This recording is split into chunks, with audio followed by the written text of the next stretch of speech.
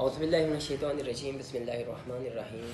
Hello students, अस्सलाम वालेकुम। Students, उम्मीद है आप लोग खैरियत से होंगे। तो स्टूडेंट्स, आज हम पढ़ने जा रहे हैं माइटोसिस।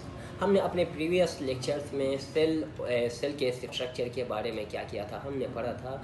और हम आज पढ़ने जा रहे हैं सेल के अंदर डिवीज़न के बारे में। तो सेल के अंदर जो डिवीज़न होती है उसको माइटोसिस और मियोसिस भी कहा जाता है। तो हम माइटोसिस पढ़ने जा रहे हैं। माइटोसिस सेल डिवीज़न की एक टाइप है जिसमें एक सिंगल सेल क्या होती है, 2 डॉटर सेल्स में कन्वर्ट होती है। सही है। तो मतलब इसके अंदर क्या होते हैं, क्रोमोसोम्स क्या होते हैं, सिमिलर होते हैं। ये बात याद रखना है आप लोगों ने।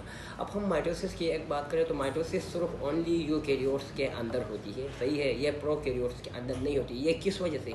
क्योंकि जो यूकैरियोट्स होते हैं उनके अंदर न्यूक्लियस प्रेजेंट होता है, और ये माइटोसिस जस्ट न्यूक्लियस के अंदर क्या होती है ये माइटोसिस। और प्रोकैरियोट्स के अंदर जो माइटोसिस का सिमिलर प्रोसेस होता है उसको बाइनरी फिजन कहा जाता है।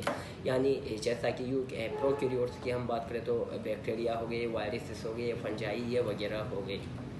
अब हम आ जाते हैं माइटोसिस की टाइप्स के ऊपर।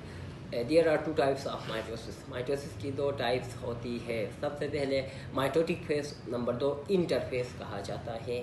माइटोटिक फेस हम छोड़ते हैं और हम अभी इंटरफेस के बारे में बात करते हैं। तो इंटरफेस के अंदर क्या होती है, 4 टाइप्स होती है, एनाफेस, प्रोफेस, मेटाफेस, और ये 4 टाइप्स हमारे पास होती है।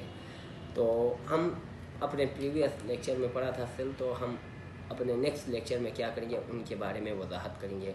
अब मैं कुछ माइटोसिस के आगे के प्रोसेस के बारे में थोड़ा कुछ बताऊं तो अब न्यूक्लियस की जो डिवीज़न होती है उसको क्या कहा जाता है, कैरियोकाइनेसिस कहा जाता है।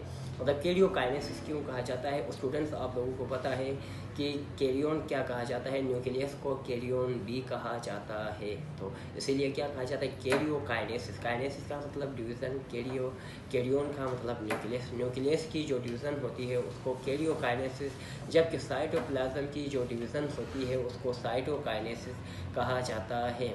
उम्मीद है स्टूडेंट्स आप लोगों को ये मेरा लेक्चर समझ में आया होगा। जिस को समझ में नहीं आया है वो कमेंट्स कर सकते हैं। इंशाल्लाह हम अपने कमेंट्स में आप लोगों को जवाब प्रोवाइड करेंगे। अल्लाह हाफ़िज़।